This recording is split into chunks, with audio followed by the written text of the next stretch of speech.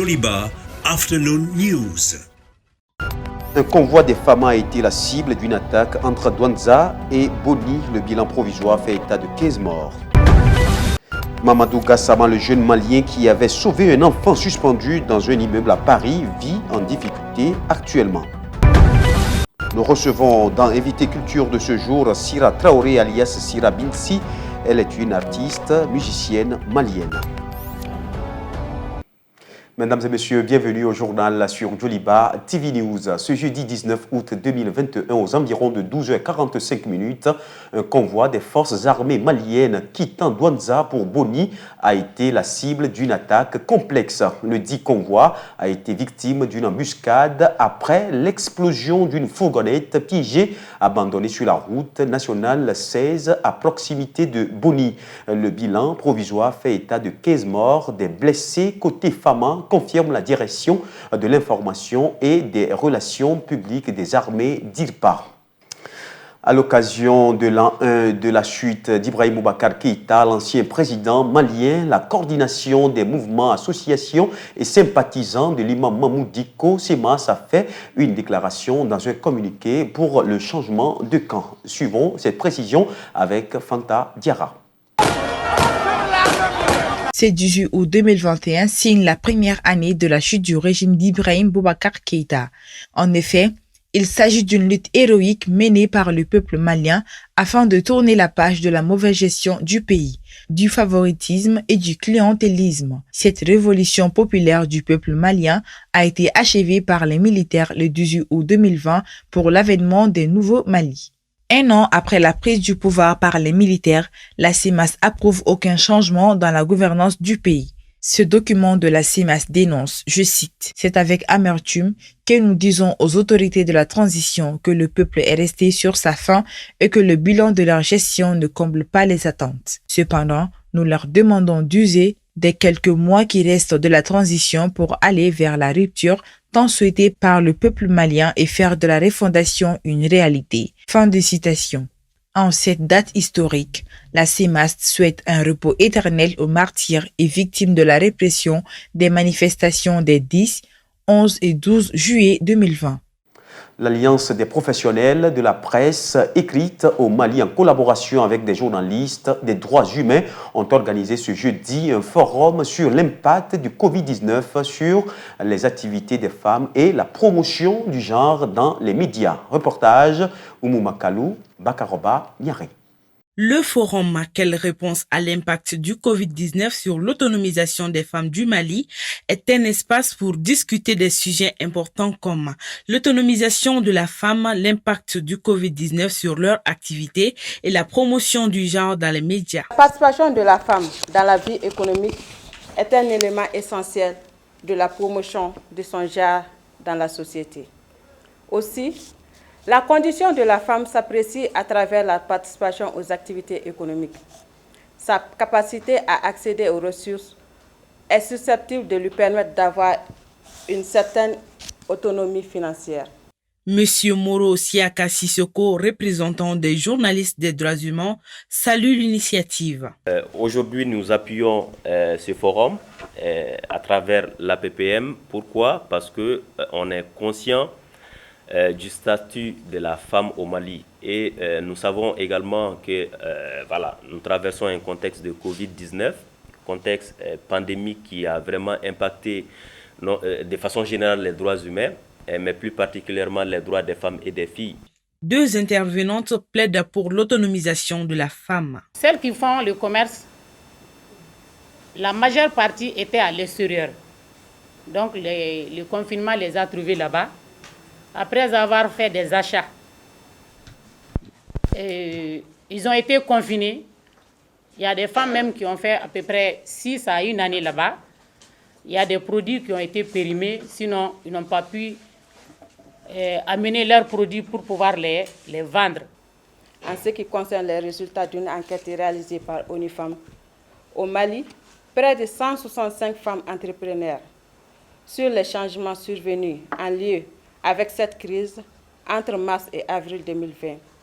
Près de 20% de femmes ont dû arrêter leur activité entre mars et avril 2020.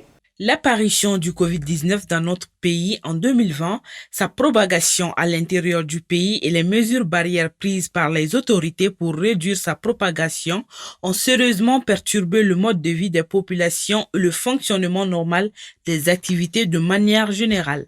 D'un sujet à un autre, ce 18 août 2021, le bureau de Bamako du Centre de Genève pour la gouvernance du secteur de la sécurité DECAF a abrité une activité dénommée Rencontre avec les chercheurs. Pour cette première édition, le thème retenu était extrémisme violent, criminalité et conflits locaux dans le Liptako gourmand. Reportage Sokona Diakité, Moussa Tembini. La rencontre des chercheurs de ce mercredi 18 août portait sur la présentation d'un rapport de recherche de l'ISS relatif à l'implication des associations de femmes dans les groupes extrémistes violents au Mali et au Niger à partir des cas d'études de la Katiba Massina dans le centre du Mali et de Boko Haram dans l'est du Niger. Alors, le travail de recherche que nous avons effectué, qu'a effectué l'ISS, visait véritablement à mieux comprendre dans quelle mesure les femmes font partie, non pas seulement des victimes, mais aussi des acteurs, ou plutôt des actrices de l'extrémisme violent dans les deux pays. Les constats qui s'en dégagent fournissent des informations importantes pour les autorités locales et nationales afin de pouvoir proposer des portes de sortie à ces femmes-là et afin de pouvoir renforcer la résilience, la résistance des femmes qui pourraient autrement entrer dans ces groupes. Présent parmi les participants, le secrétaire général de la Commission nationale des droits de l'homme du Mali a qualifié les résultats de l'étude de très intéressants, pertinents, sensibles et très audacieux et a salué l'effort des chercheurs. Si on parvient à mettre en œuvre de façon efficace et effective ces différentes politiques publiques, ces différents instruments juridiques, on pourra parvenir à avoir un résultat probant en matière de lutte contre l'intégration des femmes dans les groupes armés. Cette rencontre, qui est la première du genre, ne sera pas la dernière, au dire de la référente genre au Sahel du DECAF. Une session particulière que nous avons programmée maintenant et nous en étions à notre première édition et cela va être récurrente au sein du bureau du DECAF. Au terme de la rencontre, M. Boubacar Terra, chargé de programme du Centre de Genève pour la gouvernance du secteur de la sécurité DECAF, a adressé ses remerciements aux participants avant d'indiquer l'importance que la rencontre représente pour sa structure et pour leurs différents partenaires. De telles initiatives permettent d'apporter plus de précision sur les questions d'extrémisme violent dans la mesure où les chercheurs sont sur le terrain et connaissent mieux les réalités, selon lui. Comme la notion titre 3 ans après son acte héroïque, Mamadou Gassama, le jeune Malien qui avait sauvé un enfant suspendu dans un immeuble à Paris en 2018, vit aujourd'hui en difficulté. Le récit avec Abdoulaye Konimba Konaté et Aminata Sektal. Héros il y a 3 ans, celui qu'on avait surnommé Super-Homme répare aujourd'hui à zéro. Nous sommes en 2018, le Spider-Man malien, l'athlète intrépide, fougueux. Les superlatifs n'ont pas manqué pour qualifier cet acte de sauvetage que vient d'effectuer le jeune Malien de 22 ans, résidant à Paris. Cette vidéo de 30 secondes vaut à Mamadou Gassama la médaille d'honneur de courage et de dévouement délivrée par le président Emmanuel Macron qui l'a reçue à l'Élysée. Ce dernier a annoncé la naturalisation prochaine du jeune étranger et son intégration future au sein des sapeurs-pompiers de Paris. Si sa naturalisation a été effective, il n'en serait pas autant pour son intégration au sein des sapeurs-pompiers. Selon plusieurs sources, Mamadou Gassama a vu son rêve d'entrer dans la caserne des pompiers partir en fumée. Au dire des médias locaux français, le héros a une maladie qui l'aurait empêché de terminer la formation de sapeur-pompier.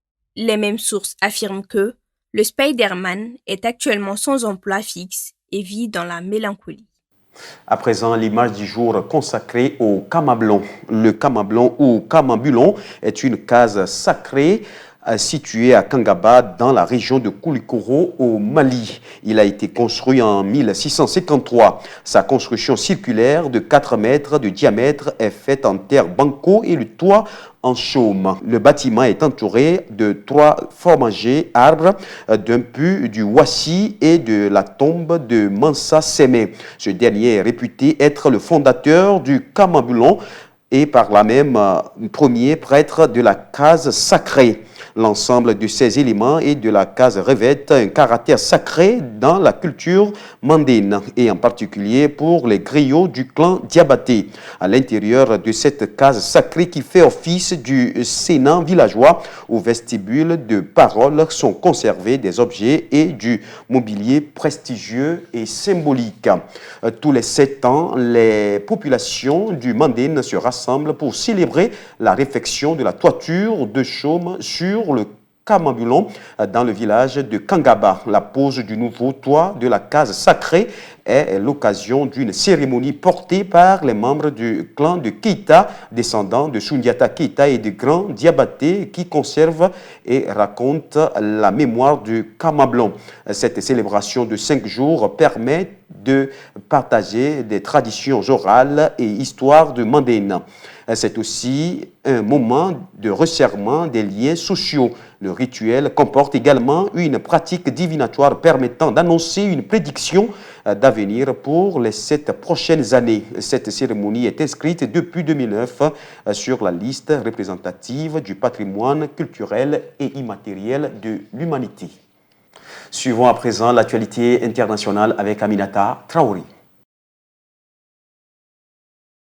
Les enfants du monde ne peuvent pas se permettre plus de promesses vides, a déclaré de jeunes militants dont Greta Thunberg, après que le rapport de l'ONU ait relevé que pratiquement aucun enfant n'échappera à l'impact du réchauffement climatique. C'était lors de la conférence des Nations Unies sur le changement climatique COP26. Dans le premier indice du genre, publié le vendredi 20 août, l'Agence des Nations Unies pour l'enfance, UNICEF, a constaté que presque tous les 2,2 milliards d'enfants dans le monde sont exposés à au moins un risque climatique ou environnemental, allant des inondations catastrophiques à l'air toxique. La semaine dernière, le panel climatique des Nations Unies des meilleurs scientifiques atmosphériques du monde a averti que le réchauffement climatique était sur le point de devenir dangereusement incontrôlable, avec des vagues de chaleur mortelles, des ouragans et d'autres événements extrêmes susceptibles de continuer à s'aggraver.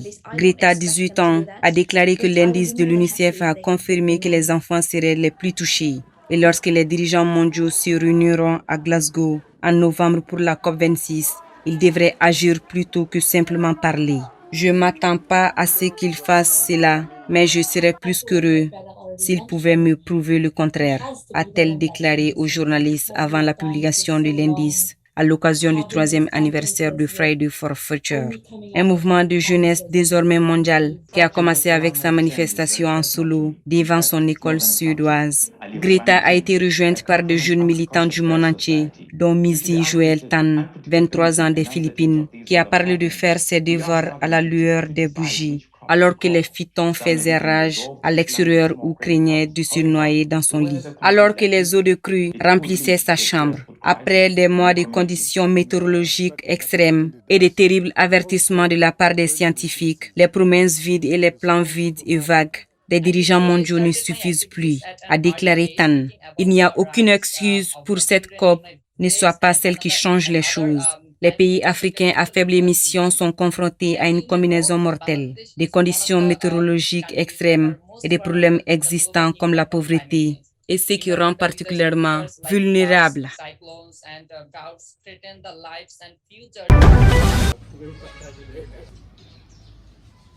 Les jumelles sénégalaises Aminata et Ramatoulaye Diaw ont décroché leur bague à 13 ans dans un lycée de la banlieue de Dakar. La veille du CFE du mois, on nous a dit qu'on ne pourrait pas faire le CFE. Du coup, mon père a vu ça comme une motivation et il nous a fait sauter encore 2 classes. La 6e et la 5e. Nous sommes allés directement en 4e. Jusqu'à maintenant, 4e, 3e, seconde, première. Avec leur réussite, elles détiennent le record des plus jeunes bacheliers au Sénégal. Toutes les vacances durant, on apprenait Chaque jour, on faisait une nouvelle leçon en référence à l'année prochaine. Le bac, il n'était pas facile. Du coup, à un certain moment, tu t'assois et tu dis peut-être que ça va pas se passer, ça va pas bien se passer, peut-être que ça va bien se passer. C'est un moment de stress, mais après, ça va passer. Oui.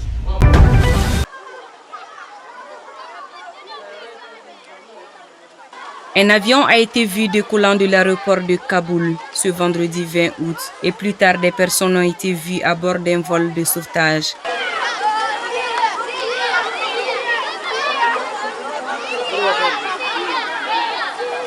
Alors que d'autres pouvaient être entendus crier à proximité de l'aéroport. Désespérés de ne pas pouvoir fuir l'Afghanistan, plus de 18 000 personnes ont été évacuées de l'aéroport de Kaboul depuis que les talibans ont pris le contrôle de la capitale afghane, a déclaré un responsable de l'OTAN. Cependant, la foule a continué à se presser à l'extérieur de l'aéroport, désespérée de fuir, a déclaré le responsable qui a refusé d'être identifié.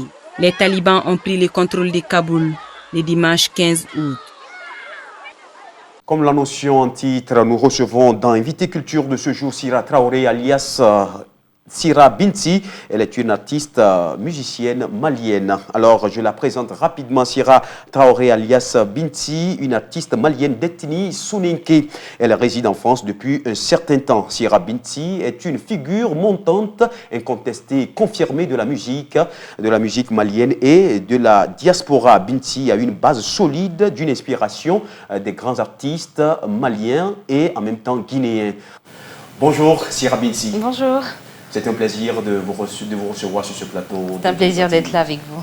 Merci une fois encore. Voilà la présentation briève. Est-ce que vous avez des choses à ajouter ou bien c'est bon? Non, je pense que c'est bon. Vous avez presque tout dit. C'est bien dit. Merci beaucoup. Ah oui. Donc, nous savons que vous résidez en France, je l'ai tantôt dit, où vous menez votre carrière artistique depuis quelques années. Oui. Alors, dites-nous l'objet de votre présence à Bamako, puisque vous êtes de passage.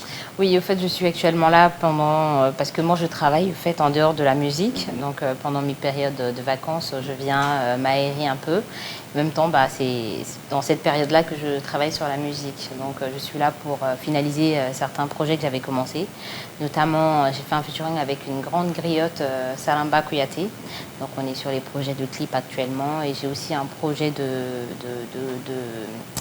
de chansons soniquées. Vous savez, comme vous l'avez si bien dit dans la présentation, je suis soniquée, mais dans mes chansons, on n'a pas...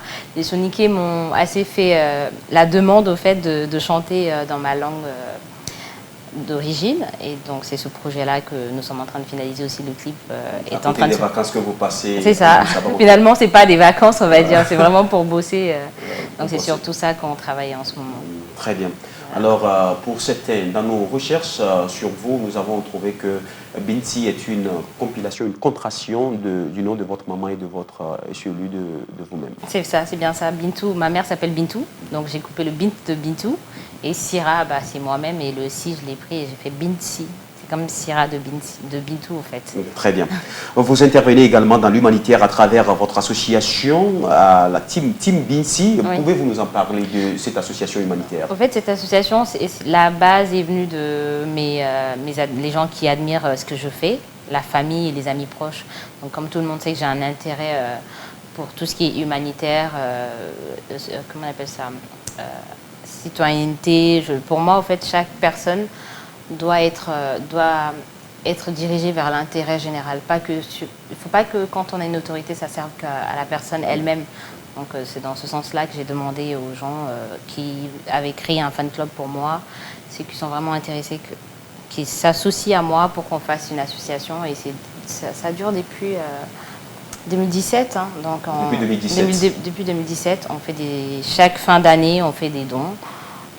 On choisit certaines familles, un certain nombre de familles à laquelle on donne des denrées de première nécessité. Vous étiez même aux côtés des femmes en tout temps. Oui, voilà, justement, on a organisé une grande soirée à Paris. On a fait ça parce qu'on a vu que les gens qui sont au nord, nos soldats, ils partent, ils tombent régulièrement, malheureusement. Donc on s'est dit, il faut que ces familles-là sachent qu'elles ne sont pas seules, même si c'est peut-être leur famille de sang, c'est leur père directement. C'est leur frère directement, mais que tout le pays sache que même nous qui sommes ailleurs, dans la diaspora, on pense à eux. Et c'est dans ce sens-là qu'on a organisé une grande soirée. D'ailleurs, je remercie toutes les personnes, toutes les associations, les structures du Mali qui nous ont accompagnés, qui étaient présentes à la soirée, qui ont fait des dons. Donc il y avait même l'ambassade et le Haut Conseil malien.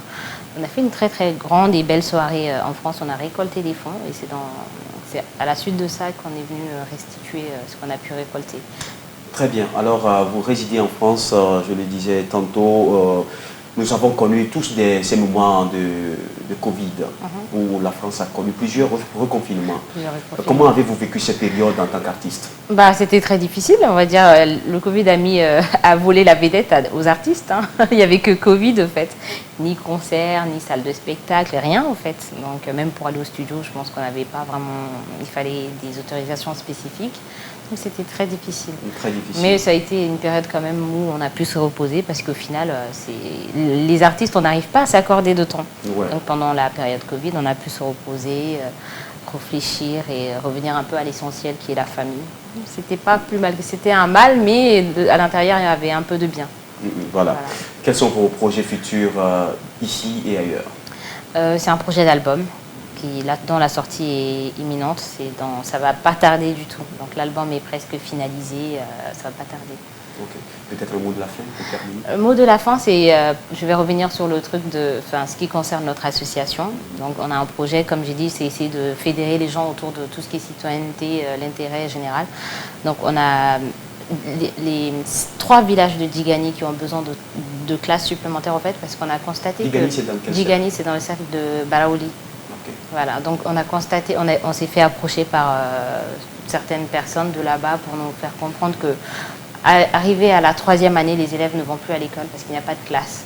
Donc nous, on a décidé de faire un appel aux dons pour que tout le monde cotise, même vous. Il y a une cagnotte une cagnotte qui est en ligne, il y a des numéros Orange Money sur lesquels vous pouvez faire un don pour que tous ensemble on puisse offrir à ces enfants des 3 villages des classes, à Digani. Merci beaucoup. Merci à vous de m'avoir accueilli. C'était une fois encore un plaisir à partager, de vous recevoir sur ce plateau. Merci. Merci. Mesdames et messieurs, cette édition s'achève ainsi. Merci à vous de l'avoir suivi. Très bonne suite de nos programmes sur Doliba TV News. Dans un instant, la météo, l'information reste en continu sur Doliba TV News.